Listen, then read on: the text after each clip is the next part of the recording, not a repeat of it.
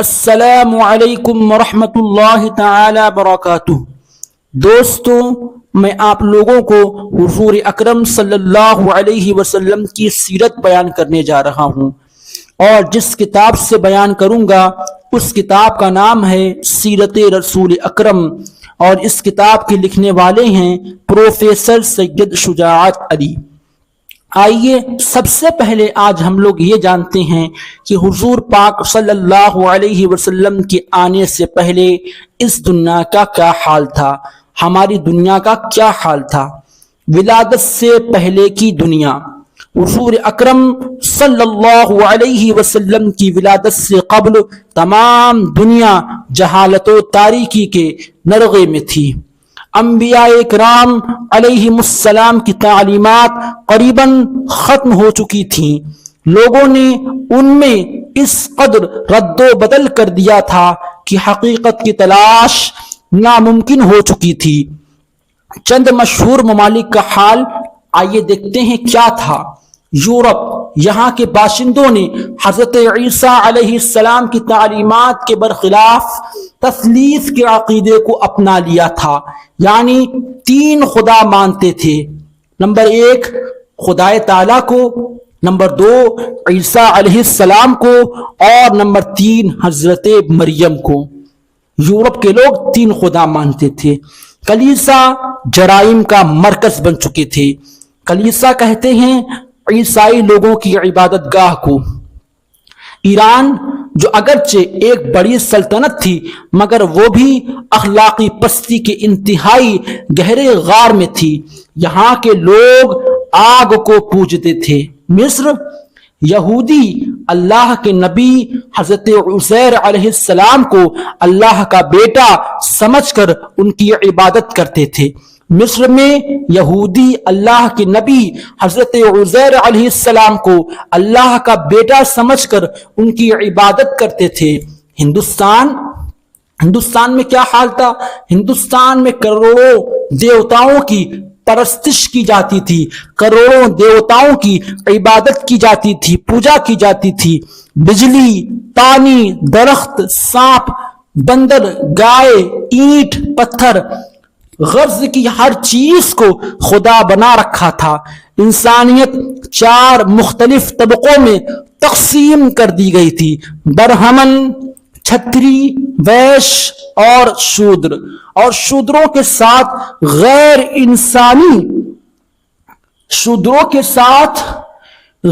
انسانی بالکل شودروں کے ساتھ غیر انسانی سلوک کیا کرتے تھے۔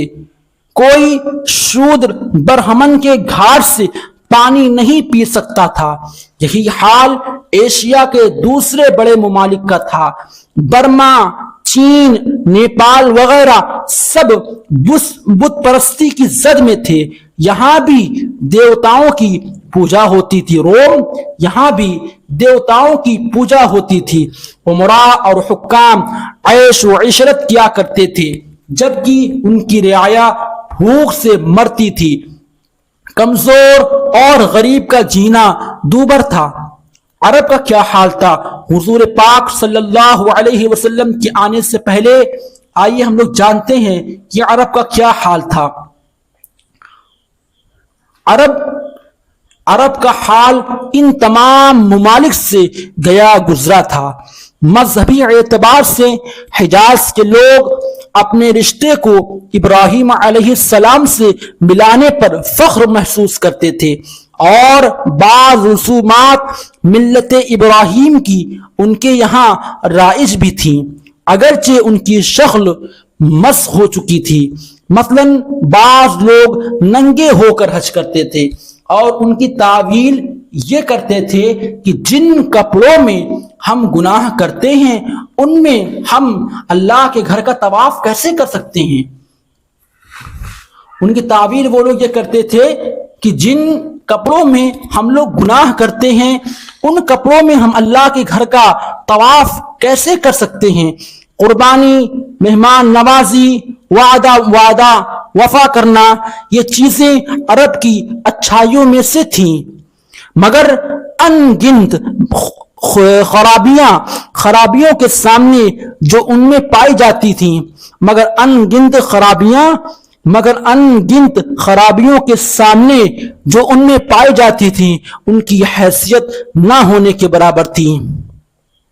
یعنی یہ لوگ اچھے کام بھی کرتے تھے اور برے کام بھی کرتے تھے، مگر ان کے برے کام بہت زیادہ تھے۔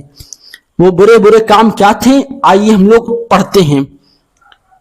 بری رسوم، بعض عرب اپنی بیٹیوں کو زندہ قبر میں دفن کر دیتے تھے۔ اس کی چند وجوہ تھیں، اس کی چند وجہیں تھیں، وہ لوگ اس کی چند وجہ بیان کرتے ہیں۔ جنگ میں قید ہو کر ہمارے دشمنوں کے ہاتھ نہ آئیں، یعنی اگر ہم لوگ جنگ کریں گے اور جنگ میں اگر ہار گئے تو ہو سکتا ہے ہماری بہن بیٹیاں ان کے ہاتھ آ جائیں، اس لیے وہ لوگ اپنی بیٹیوں کو زندہ دفن کر دیا کرتے تھے۔ کوئی ہمارا داماد نہ بنے، مگر یہ رسم صرف 10% عرب میں تھی۔ اولاد کو رزق کی کمی کے باعث قتل کر ڈالتے تھے۔ جب باپ مر جاتا تو اس کی بیوی بطور میراث لڑکے کے قبضے میں آ جاتی۔ وہ اگر چاہتا تو اس سے شادی کر لیتا اور اگر چاہتا تو کسی دوسرے شخص کے نکاح میں دے کر مہر حاصل کر لیتا۔ بدفعلی لیتے تھے، یہ لوگ بدفعلی لیتے تھے۔ جوا کھیلنا سخاوت کی علامت تھی۔ شراب پینا پلانا فیاضی میں شامل تھا۔ بت پرستی عام تھی۔ خانہ کعبہ میں بھی بت موجود تھے، ہر گھر میں بت موجود تھے۔ حالت سفر میں آٹے کے بت ساتھ لے جاتے، اگر ضرورت پڑتی تو ان کو توڑ کر کھا بھی لیتے۔ اپنی ذات پات میں فخر میں تھکتے نہیں تھے۔ اس غرض سے میلے لگتے اور ہر قوم کا خطیب و شاعر اپنی قوم کی بڑائیاں بیان کرتا۔ ہر آدمی اپنی قوم کی بڑائیاں بیان کرتا۔ اسی سلسلے میں بڑی جنگیں بھی ہو جاتی۔ چوری اور ڈکیتی عام تھی۔ لوٹ کا مال کھانا بہادری میں شامل تھا۔ وہ کوئی ایسی بات سننے کو بھی تیار نہ تھے جو ان کی اس عیاشی میں خلل ڈالے۔ توحید خداوندی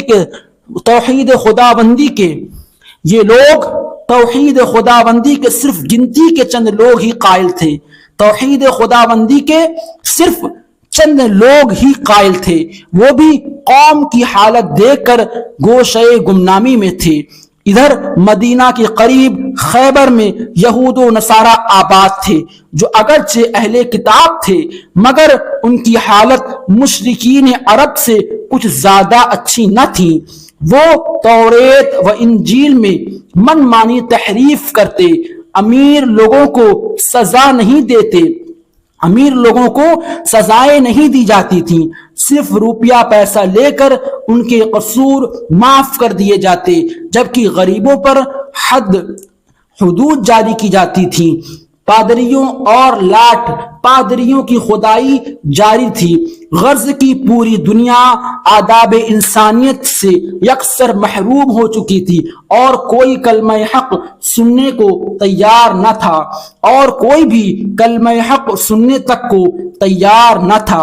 ایسے میں اللہ تعالیٰ نے اپنے آخری رسول حضرت محمد مصطفیٰ صلی اللہ علیہ وآلہ وسلم کو گمراہیوں کے مرکز میں مبعوث فرمایا، پیدا فرمایا، اور آپ کو وہ پیغام حق دیا جو تمام ملکوں اور تمام قوموں کے لیے یکساں طور پر قابل عمل ہے۔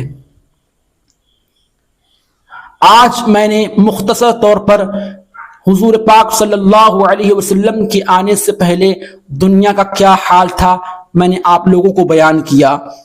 کچھ لوگ تو 3 خدا مانتے تھے اور ان کی عبادت کرتے تھے، کچھ لوگ حضرت عزیر علیہ السلام کو خدا مانتے تھے، تو کچھ لوگ آگ کی پوجا کرتے تھے۔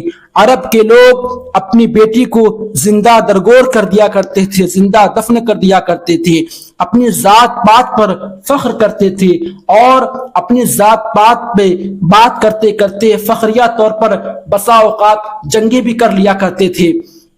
ان تمام برائیوں کو، جوا کھیلنے میں اپنے آپ کو فخر محسوس کرتے تھے، شراب پینا پلانا وہ لوگ اس کو سخاوت سمجھتے تھے، اور بھی بہت ساری برائیاں ان لوگوں میں تھی۔